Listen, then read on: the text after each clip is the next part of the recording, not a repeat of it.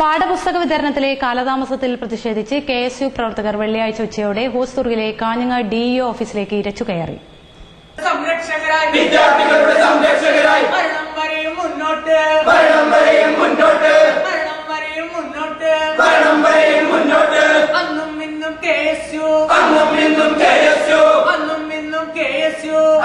ഇന്നും കെഎസ്യു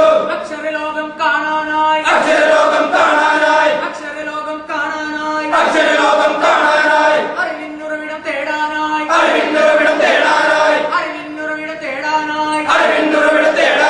ദാഹം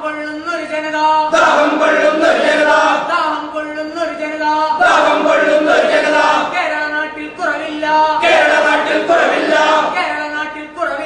കേരള നാട്ടിൽ കുറവില്ല ഇനിയും ഇവരെ പന്താടാൻ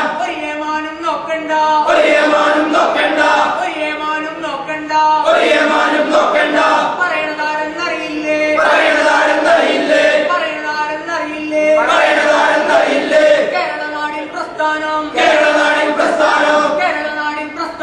കേരള നാടിൻ പ്രസ്ഥാനം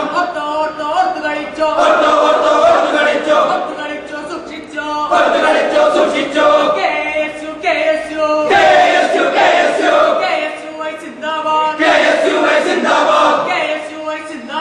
KSU ഐ സിന്ദാബാദ് എവിടെ പോയി ഉത്തരം പറയൂ അധികാരികളെ KSU ഐ സിന്ദാബാദ്.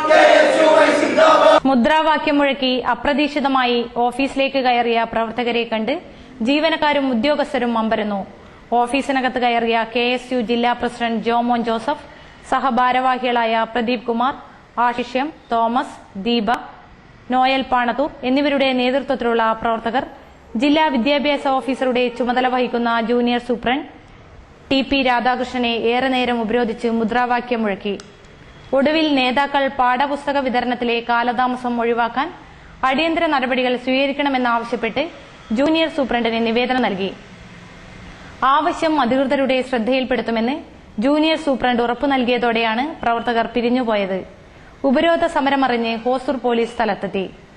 പാഠപുസ്തക വിതരണം കാര്യക്ഷമമാക്കുന്നില്ലെങ്കിൽ സമരം കൂടുതൽ രൂക്ഷമാക്കുമെന്നും ഡിഇഒ ഓഫീസിന്റെ പ്രവർത്തനം നിശ്ചലമാക്കുമെന്നും KSU ജില്ലാ നേതാക്കൾ മുന്നറിയിപ്പ് നൽകിയിട്ടുണ്ട്.